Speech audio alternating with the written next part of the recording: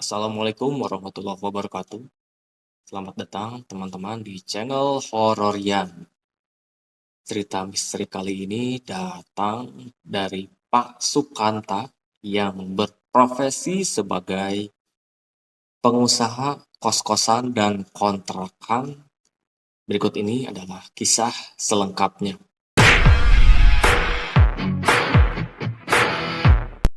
Hantu di Asrama Putri.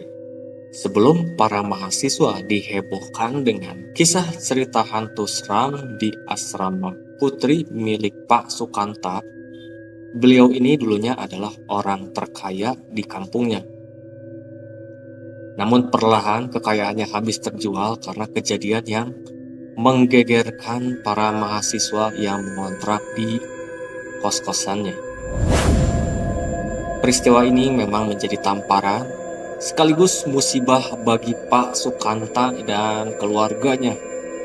Pasalnya, beliau sebagai seorang pensiunan PNS benar-benar mengandalkan penghasilannya dari usaha kos-kosan tersebut. Gedung asrama milik Pak Sukanta ini kini terlihat sangat seram. Terlebih semenjak setahun yang lalu ketika beliau jatuh sakit dan tak lagi bisa bersih-bersih di asramanya. Kini gedung yang dulunya menjadi asrama favorit bagi para mahasiswa baru di salah satu perguruan tinggi swasta tersebut sama sekali tak ada penghuninya. Bangunan megah itu seolah terlihat sangat tua seiring memudarnya cat dinding bangunan. Selain karena tidak terawatnya bangunan, para mahasiswa penghuni asrama memilih hengkang dari tempat tersebut karena banyak di antaranya mengalami kisah misterius di asrama putri tersebut. Para mahasiswa yang semuanya adalah perempuan, banyak yang mengatakan pernah melihat berbagai macam sosok hantu di lingkungan asrama Pak Sukanta. Sosok makhluk halus yang kerap menampakkan diri biasanya berwujud seorang perempuan. Seperti kuntilanak, pocong yang bergelantungan di atas pintu kamar mandi, sosok anak kecil berwajah pucat yang sering berlari-larian di lingkungan asrama Pak Sukanta, dan juga sosok laki-laki dengan kaki buntung, dan masih banyak yang lainnya. Salah satu kejadian yang paling menyeramkan pernah dialami oleh Diana. Meskipun ia telah beberapa kali melihat penampakan sosok kuntilanak di lorong tengah asrama, namun peristiwa kali ini membuat Diana benar-benar ketakutan bahkan pingsan tak sadarkan diri. Cerita yang dialami oleh Diana bermula sewaktu ia pulang dari kegiatan ekstrakurikuler di kampusnya, dan dia pulang pada pukul 10 malam.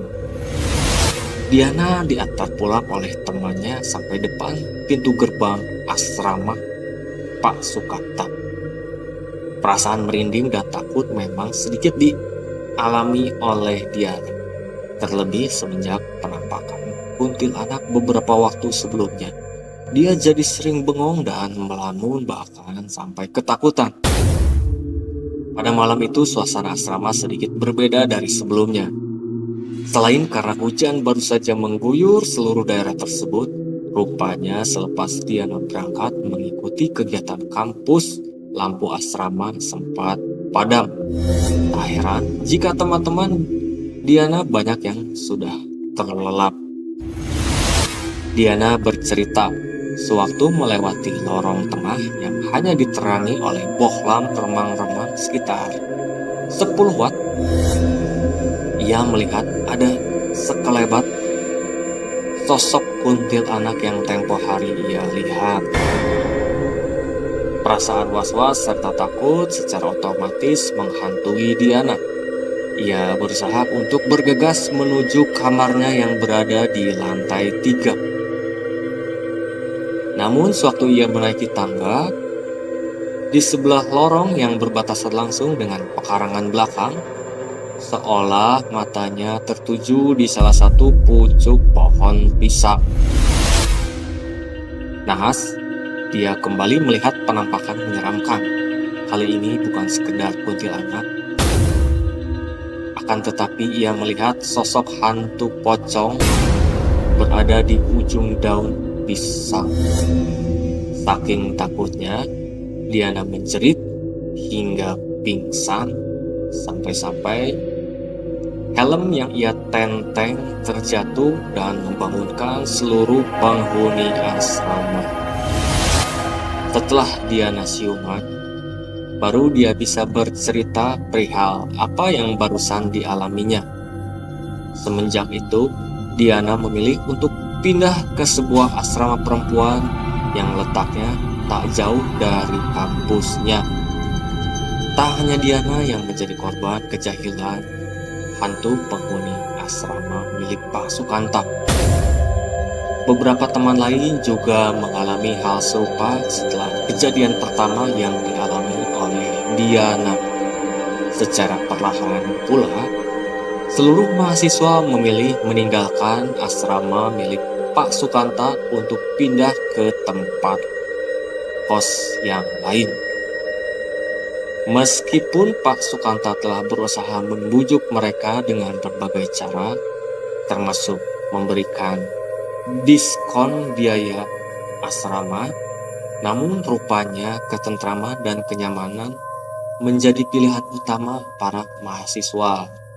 Hingga akhirnya cerita tentang hantu seram di asrama milik Pak Sukanta itu berdampak pada para penghuni yang tak mau lagi tinggal di asrama milik Pak Sukanta. Dan akhirnya bangunan asrama milik Pak Sukanta tidak ada yang ngekos ataupun tidak ada penghuninya karena cerita angker yang dialami oleh para anak kos.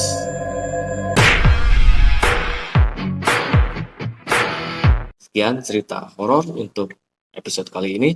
Terima kasih. Assalamualaikum warahmatullahi wabarakatuh.